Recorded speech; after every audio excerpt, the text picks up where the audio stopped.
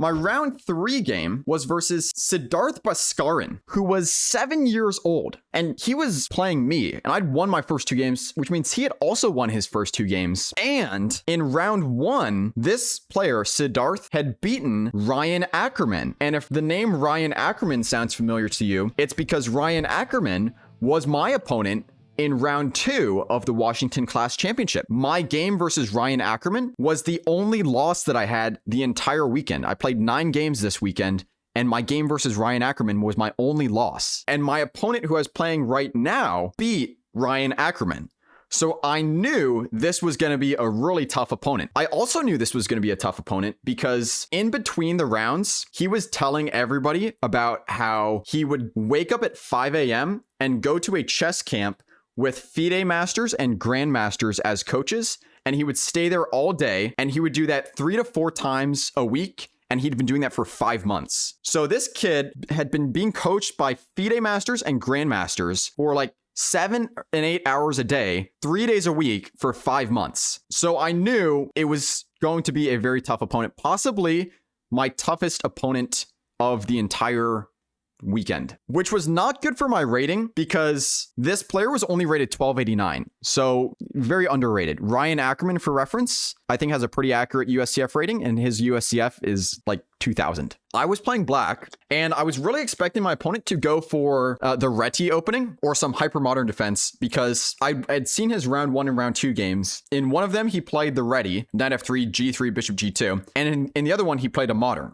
g3, bishop g2, d6. And I was very surprised when he started with e4. But I was very happy to go into this because I would much rather play against e4 than knight f3 because I'm just much more familiar with the lines. I played e5, knight f3, knight c6, d4, e takes d4. We go into a Scotch game. Knight takes d4, knight f6. I play the 2-knight Scotch. So here the main move for black is actually bishop c4, bishop e3, queen f3, c3, queen f6, c3. This is like mainline Scotch. It's very theoretical and very positional. The line I prefer is the 2-knight Scotch, which starts with knight f6. White should take here. The main line goes takes, black takes with the b pawn, white plays e5, queen to e7, queen to e2, knight d5, c4, bishop a6, and the lines here are very sharp and tactical as opposed to positional. However, white doesn't have to go for this. They can also play bishop d3 and defend this pawn like this, in which case black will play d5. I think white is supposed to take. The position gets pretty open, and you play a middle game, you play an end game. You can go for this.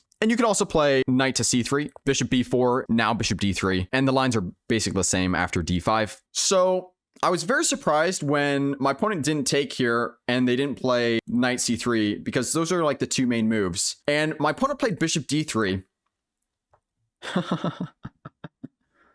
I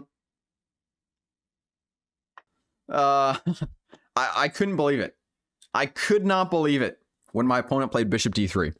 It's obvious how this happened though, right? He just forgot to take this knight first, and then he was going to play bishop d3. Definitely how this happened is one of the reasons was because he was moving too fast. He was moving instantly. He was not even taking time to write down his moves. So I hope this game was a good lesson in time management. There's no reason to spend 0 seconds on a move when you have 45 minutes. He played e5, and this is still kind of annoying for me because I have to play my knight back to g8. If I play here, then there's some skewer, so I have to play knight back to g8. But after my opponent played their next move, I was very happy. He actually played bishop takes h7. Yes, it does win a pawn, but you're trading pieces, and I also get the open h-file. So I take here, obviously, this is good. He takes my knight, and I played d6, and I said, okay, if he takes, I get good bishop development. I can, bring my bishop, block the e-file, bring my queen, and castle queenside. I should be super safe. I also saw if he castles here, I can actually play queen h4, and it forces the queen trade. The line that I thought might happen here is if he castles, I play queen h4. He might play bishop f5 because he knows he doesn't want to trade queens here because he's down a piece, but he also needs to protect checkmate. So that's the only move that avoids the queen trade and protects checkmate. But then there's g5, and the bishop cannot continue protecting checkmate and the queen because the bishop's actually pinned to the queen. So g5, and then white would just have to sacrifice the bishop. They would lose another piece. Luckily for me, that is exactly what happened. White castled, I played queen h4, and then here you just have to accept the queen trade and play the endgame down a piece. But my opponent played bishop f4, And after g5, they took this pawn. I took it their bishop, and rookie one check, bishop e6. Here, white sacrificed their rook, and then they played d7.